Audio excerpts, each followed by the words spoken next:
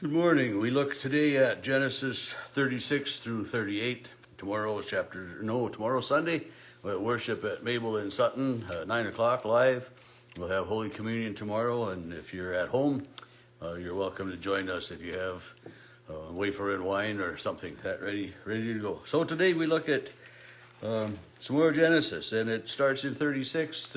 These are the descendants of Esau, and then that is Edom. So Esau is the father of the Edomite tribe, and it talks about that a couple times here. So it's another one of these renamings. So Esau and Edom, and when we read later on of the Edomites and stuff, those are Esau's descendants.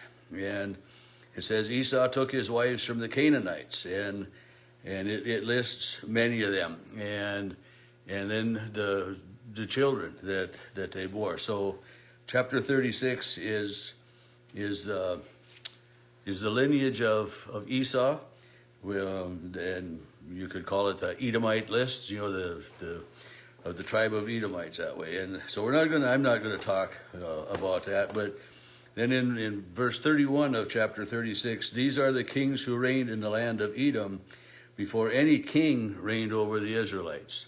So the Israelites, this is just a side note, that before any kings ruled over the Israelites, God was the ruler of the Israelites, and we're gonna later on, it's quite a while maybe, but the Israelites come, we want a king. Well, but right here, we're finding out that there were kings that reigned over other nations and other lands, but the Israelites did not have a king. And God was their leader. And it goes on that way, and I've got a note in the margin of my Bible that this lets us know that what was written down many years later, the story had been verbalized, and it's just reminding us of things that happened a long time ago, that these are the kings that ruled over the Edomites, just some other past history of the area. And chapter 37, now then we have the beginning of the story of Joseph. Jacob had settled in the land of his father, and Esau had moved to a different area because there wasn't room, for all their flocks and everything that way. And it says when Joseph was 17 years old, his father sent him to check on his brothers. And remember, if you were reading this story for the first time, you'd be appalled when we get to much of it. But it's just like the crucifixion of Jesus. It's not quite as painful because we know the rest of the story. But Joseph is 17. His father sends him out to check on his 10 brothers, the older brothers. Benjamin, the youngest brother, is younger yet than Joseph at being 17. But Jacob sends his son out to check on the older boys and the flocks and see how they're faring with everything.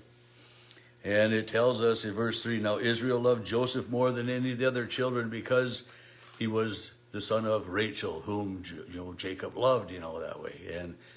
And then it says, that in his old age, Jacob had a coat of many colors, a fancy, fine coat made for Joseph, which his other brothers didn't get. And so there was some jealousy there. And it says that, the brothers saw their father loved him more than anyone else, and they hated him, and they could not speak peaceably to him. And yet his father sends this son whom the other, the older brothers, the older 10 brothers, can't even speak civilly to him. But he sends this young son whom he loves out there to check on the others. And we could read Jesus into that, couldn't we? But so the coat of many colors causes a rift between them. And then Joseph has a dream. And in this dream, his brothers' sheaves bow down to him. And his brothers say, well, we're going to bow down to you? And then he has another dream where even the sun and the moon, and that would be his mom and his dad. And then, of course, his dad, Jacob, gets upset by that dream.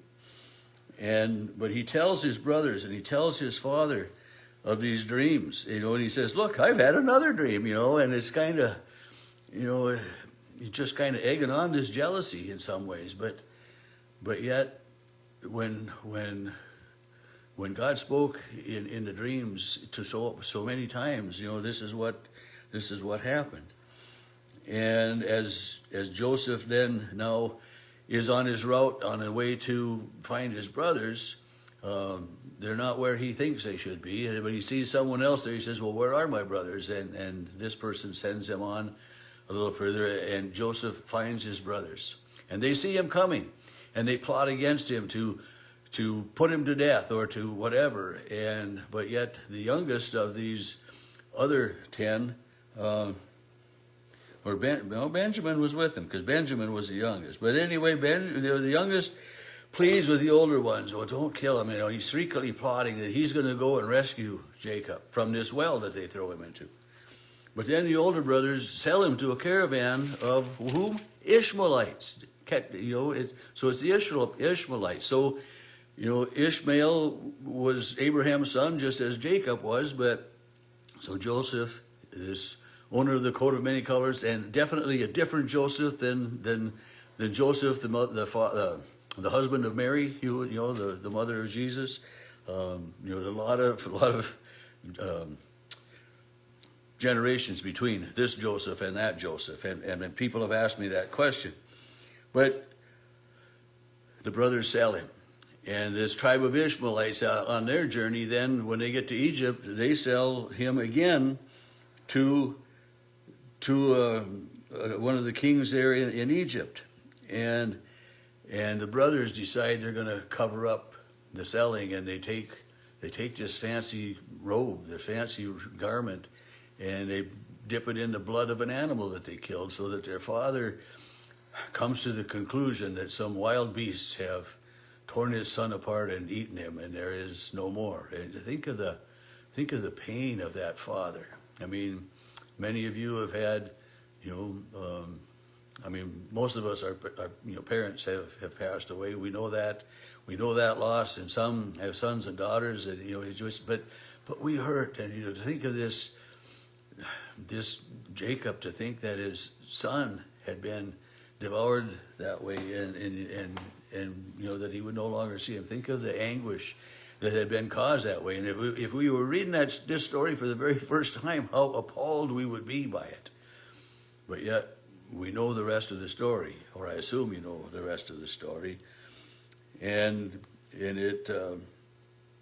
then as we get into chapter 38, it says that Judah went and settled in a certain area, and then we're talking about some other of Jacob's sons and daughters, and things that happened that way, and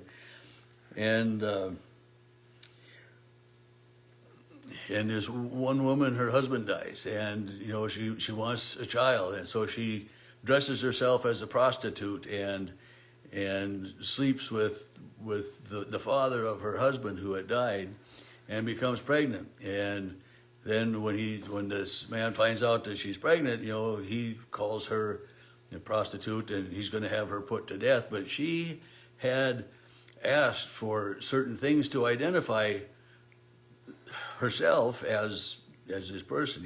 She asked for his walking stick, whatever. And so then when she comes before him, as he's going to punish her and put her to death, she asks, "Do you recognize this?" And then he realizes, what had happened, that he again is caught in this. And it says, he says, "She is more in the right than I am," because he had withheld, it was custom that if a woman's husband died and she was childless, and this is a question that comes to Jesus in the Gospels, if a woman dies and is childless, it was her brother's responsibility to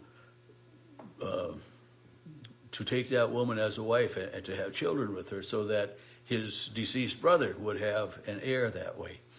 But this brother that was supposed to do that, cheated, and there's a couple of spots in this chapter 38 where, so and so was wicked in God's sight, and he died, and then the next person, God saw what was wicked within him, and he died. And so we see God very much interacting with the people, very much watching and seeing what's going on. And sometimes I think about, as I think about how God interacted with the early Israelites in the early part of the Bible here, and when people say, I sure wish God was more active in the world today. Well, God is active in the world today, but would we really want God doing this? I mean, and doing these things that He did then, and so often we think of the God of the Old Testament as this God of anger and vengeance, but throughout the majority of the Old Testament, it's, I knew that you were God who was merciful and gracious, slow to anger, and abounding in steadfast love and mercy. But yet, God does see, and God does issue punishment, and it's a reminder to me as well that there is a heaven and there is a hell, and that for those of us that believe in Jesus as Lord and Savior, we are promised that place in eternity with God, in peace and comfort in that way. But anyway, get back to this last part of chapter 38. This woman gave birth to twins, and again with the twins, as they're born, an arm comes out and they tie a cord on it to identify which child was born first, but then the other child is actually born first. But so you can almost sense that there's going to be some conflict coming up in this again too, and then we have the naming of those two children. And so that's where we are today. And so we've heard the descendants of Esau, the Edomites, and we heard the story, the beginning of the story of Joseph, and some more that's not really so well known. In chapter 38, we don't really hear those stories or learn too much about them, in Bible school, Sunday school, or as we're reading through the lessons in church. So there's a lot of stuff in the Bible that kind of gets skipped over, but it's all got some basis for you and for me, showing us God's love and God's grace.